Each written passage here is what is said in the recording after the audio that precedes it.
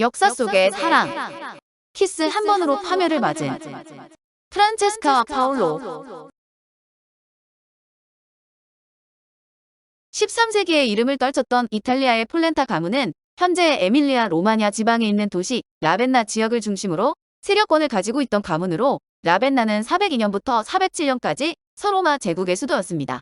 또 다른 가문은 이탈리아 명문가로 알려진 말라테스타 가문으로 12에서 15세기에 리미니 로마냐 지방에서 세력을 떨치고 대를 이어 잔인하기로 악명 높은 집안이었습니다. 리미니 역시 에밀리아 로마냐 지방의 도시로, 라벤나와 리미니는 같은 지역에서 이웃해 있는 도시였으니 두 가문은 아주 가까이 위치하고 있었습니다. 그리고 페사로 우르비노 일대를 아우르는 몬테펠트로 지방은 몬테펠트로 가문이 군림하고 있었습니다. 당시 이 세 가문은 아드리아 해변을 끼고 권력 다툼을 계속하고 있었고 서로를 견제하며 신경전을 벌였는데, 특히 리미니의 말라테스타 가문과 라벤나의 폴렌타의 가문은 서로를 원수같이 대하며 지냈습니다. 그런데 이 원수처럼 지내던 가문이 이익을 위해 손을 잡게 되는데, 세력을 넓히고 있던 몬테펠트로 가문을 견제하기 위해 말라테스타 가문과 라벤나의 폴렌타의 가문이 전격 화해를 한 것입니다. 그리고 두 가문의 화해 증표로 가문과 가문을 묶는 정략 결혼을 하기로 하는데, 라벤나의 영주는 귀도 다 폴렌타 1세로 프란체스카 다 리민이라는 이름의 아름다운 딸이 있었습니다. 귀도는 이 딸을 말라테스타 가문의 아들과 정략 결혼을 시키기로 하는데, 리미니의 말라테스타 가문에는 아들이 둘 있었고 그중 첫째 아들인 조반니 말라테스타를 프란체스카의 결혼 상대로 결정했습니다.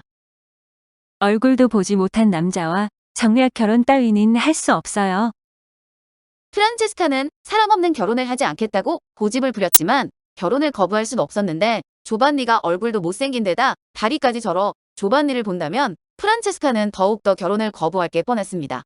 그래서 말라테스타 가문에서는 폴렌타 성에 맞선을 하러 갈 때 조반니를 대신해 신랑 대역을 보내기로 결정했고, 그 대역으로 선택된 사람이 조반니의 동생 파올로 말라테스타였습니다. 파올로는 잘생긴 얼굴에 키가 크고 신사적인 모습으로 피렌체 시민 대표이기도 한 멋진 청년으로 정략 결혼은 하지 않겠다고 고집을 부리던 프란체스카도 파올로를 마주한 후 마음을 설레며 정략 결혼을 받아들였습니다. 저렇게 멋진 사람이 내 남편이 되다니? 파올로가 프란체스카의 마음을 사로잡자 일사천리로 결혼이 진행되었는데, 1275년 이탈리아 라벤나의 영주 귀도 다 폴렌타의 딸 프란체스카는 리미니 영주의 아들 조반니 말라테스타와 정략 결혼을 하게 되었습니다. 그리고 프란체스카는 신랑 대역인 파올로와 함께 밀라테스타 성으로 가게 되었습니다. 프란체스카의 불행한 결혼 생활. 프란체스카는 첫날 밤을 맞아 설레는 마음으로 남편을 기다리고 있었지만 그녀의 기대는 무참히 깨졌는데, 문을 열고 들어온 사람은 파올로가 아니라 조반니였던 것입니다. 조반니는 깜짝 놀라는 프란체스카에게 결혼하기 위해 어쩔 수 없이 동생을 보냈다고 밝히는데, 속았다는 것을 알고 분노로 온몸을 떨었지만 이제 와서 결혼을 무효화시킬 수는 없었습니다.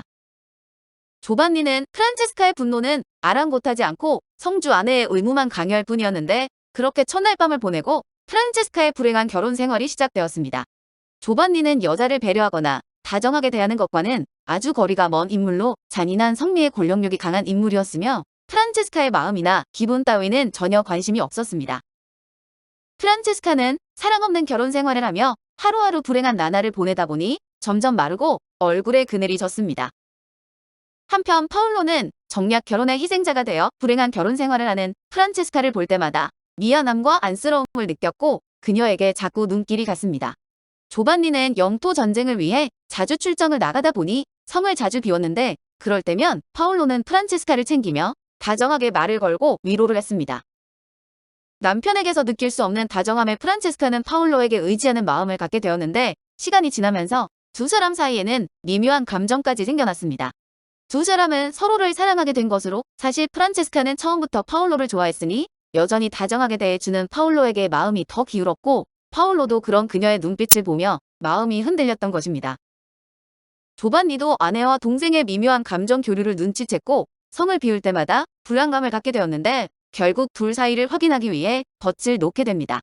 하인에게 두 사람을 감시하도록 한 후 자신은 전쟁터에 가는 것처럼 성을 나섰는데, 조반니가 성을 비우자 파올로가 프란체스카의 방으로 들어갔고 프란체스카는 책을 읽고 있었습니다. 무슨 책인가요? 아더왕의 이야기예요. 아, 무슨 대목인가요? 기사 랜슬롯이 기네비어 왕비와의 사랑에 빠져든 대목을 읽고 있었습니다.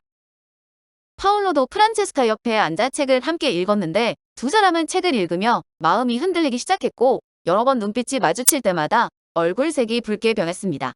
그러다 사랑을 갈구하던 기네비어의 입술에 그녀를 동경하던 랜슬롯이 입을 맞추는 구절을 읽었을 때 파울로는 더 이상 참지 못하고 프란체스카의 입술에 입을 맞췄습니다. 그 순간 비밀 통로를 이용해 이미 방에 들어와 두 사람을 지켜보고 있었던 조반니가 칼을 들고 나타났는데 두 사람이 입을 맞추는 장면을 보고 분노를 감추지 못한 채 달려나와 칼을 휘둘렀습니다. 조반니의 칼에 두 사람은 쓰러지고 말았는데 키스 한 번으로 죽음을 맞은 것으로 1285년 프란체스카와 파울로는 조반니에 의해 이렇게 죽음을 맞았습니다. 당시 분류는 엄청난 죄이자 가문의 수치로 여겨져서 조반니가 이들을 죽인 것은 아무 문제가 되지 않았으며 두 사람의 시신은 처참하게 버려졌고 무덤조차 만들지 않았습니다. 두 사람의 비극적인 사랑 이야기는 단테의 대서사시 신곡의 지옥 편제후곡에 나오는 파울로와 프란체스카의 이야기인데 그들은 불륜의 죄를 지어 지옥의 두 번째 서클에서 고통받고 있다고 합니다. 단테는 영원불멸의 장편서사시 신곡을 쓴 위대한 작가인데 작가 이전에 이탈리아의 통합과 평화를 바라는 정치가지만 성공하지 못하고 억울한 뇌물 혐의를 받아 추방형을 받고 고향 피렌체를 떠나 떠돌아야 했습니다. 말년에 라벤나의 영주 폴렌타에 의탁했는데 거기서 프란체스카의 슬픈 사랑 이야기를 듣게 되었고 그 이야기를 바탕으로 한 이야기를 신곡에 싣게 된 것입니다. 이후 단테는 두 번 다시 고국 피렌체의 땅을 밟지 못하고 신곡을 비롯한 여러 작품을 남기고 라벤나에서 사망했는데 그의 무덤은 라벤나에 남아 있습니다. 신곡에는 조반니에게 죽음을 당한 두 연인이 지옥에서 죽어도 헤어지지 못하는 형벌을 받게 된 것으로 묘사되고 있습니다.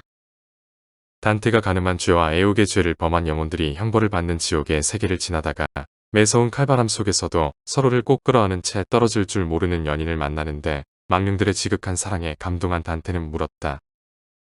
프란체스카여, 그대가 여기서 고민하는 것을 보니 가슴이 아파 눈물을 막을 길 없소. 하지만 말하여 주오.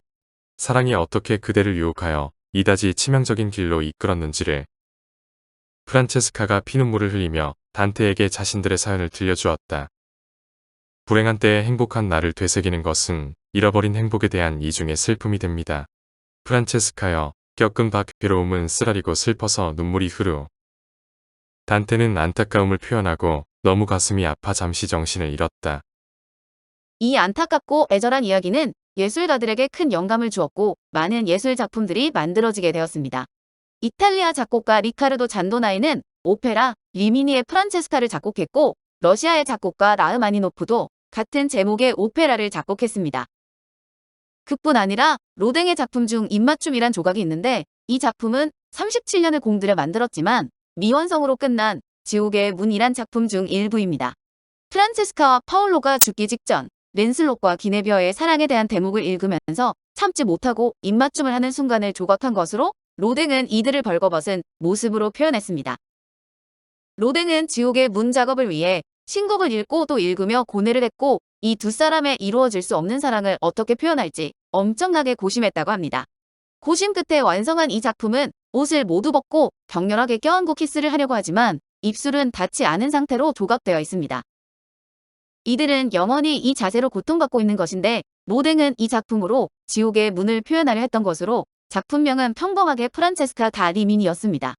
훗날 미술평론가들이 이 작품은 지옥과는 너무 다르게 부드럽고 아름답다고 평하며 제목을 입맞춤으로 바꾸자고 제안했고 로댕도 이 의견을 받아들였다고 합니다.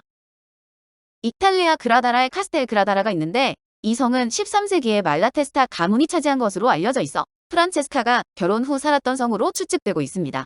프란체스카와 파울로의 이야기는 맴돌라 인근의 카스텔 누오보가 배경이라는 설도 있는데 이야기가 워낙 강렬해 관광객 유치에 큰 도움이 되어 그라다라 주민들은 당연히 카스텔 그라다라가 비극의 장소라고 주장합니다. 보름달이 뜨는 여름날이면 카스텔 그라다라에서 프란체스카와 파울로의 목소리를 들을 수 있다는 전설 같은 이야기가 전해지고 있습니다.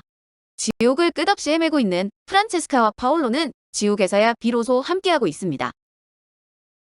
오늘 역사 속의 사랑은 키스 한 번으로 파멸을 맞은 프란체스카와 파울로 이야기였습니다.